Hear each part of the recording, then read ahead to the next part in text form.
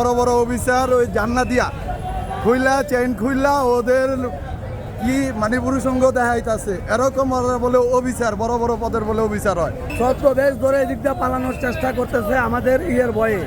আমরা এখানে অবস্থান করছি মেইন গেটে, তারা এখানে সাধারণ পোশাক পরে ব্যাগ হাতে নিয়ে এদিক দিয়ে ওয়াল টপ দিয়ে সিঁড়ি দিয়ে নিচ্ছে নামার চেষ্টা করতেছে। পুলিশ প্রশাসনের লোক মেয়েদেরকে নিয়ে টিটকারি করতেছে।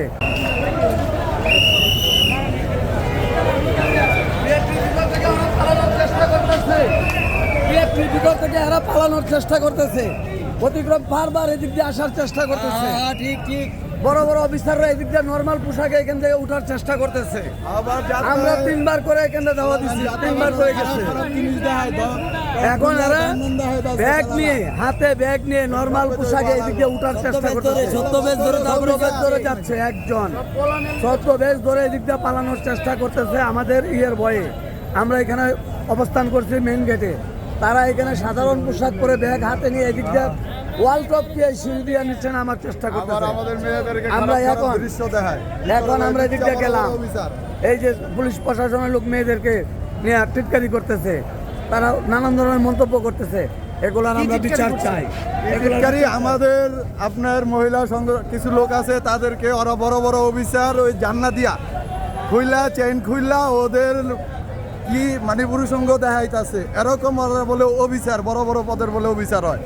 এই একটু আগে ওই বাইরে ছিল আর ভিডিও মানে আপনাদের সোশ্যাল মিডিয়ায় ছাড়া হয়েছে। এই বলে বড় বড় অফিসার ওরা তাকে বেরোতে দিচ্ছেন না। বেরোতে দিচ্ছি না। আমাদের একটা দাবি নিয়ে আজকে কদিন যাবৎ হচ্ছে, আমাদের দাবি মেনে নিচ্ছে না। দেই দিচ্ছি করছে। কি দাবি? আমাদের দাবি হলো ঢাকার গাড়িগুলা ঢাকা জেলা সিএনজি আমাদের 16টা ইউনিয়ন কেটে নেওয়া হয়েছে, ওইখান থেকে আমরা বঞ্চিত। এখন আমরা একদিক দিয়ে উঠলে মহাসড়ক, এদিকে উঠলে ঢাকা, আমরা যাব কোথায়? এটা নিয়ে কি চাচ্ছেন এখন? আমরা চাচ্ছি আমাদের 3000 শ্রমিক আমরা এরকম একটা বিভাগের ভিতরে পড়ে গেছি, মানে একটা বেরিবাজার ভিতরে পড়ে গেছি। এদিকে গেলে নদী, এদিকে গেলে ভাগ, আমরা কোথাও যেতে পারছি না।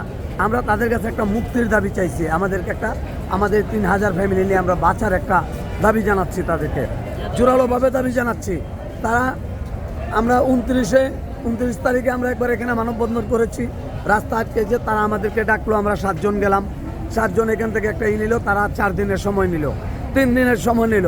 পরে আমরা বললাম 3 দিন, আপনাদের 7 দিনের সময় দেওয়া হলো, এর ভিতরে আমাদের একটা ব্যবস্থা দেন। আমরা তো এই দেশের নাগরিক, আমাদের পেট আছে, বাল বাচ্চা আছে, আমরা কোথায় যাব? যাওয়ার রাস্তাটা আমাদেরকে দেখিয়ে দেন। আমি সেটাই বলছিলাম, আমার কথাটা তো উনি বললে।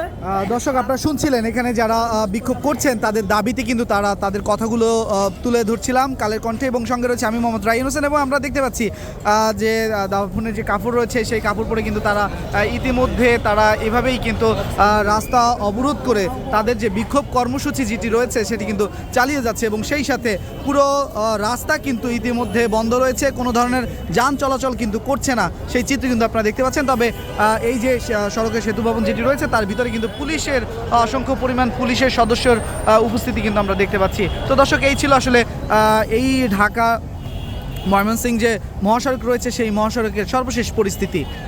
আপনারা দেখছেন কালের কণ্ঠ, সঙ্গে ছিলাম আমি মোহাম্মদ রায়হান হোসেন।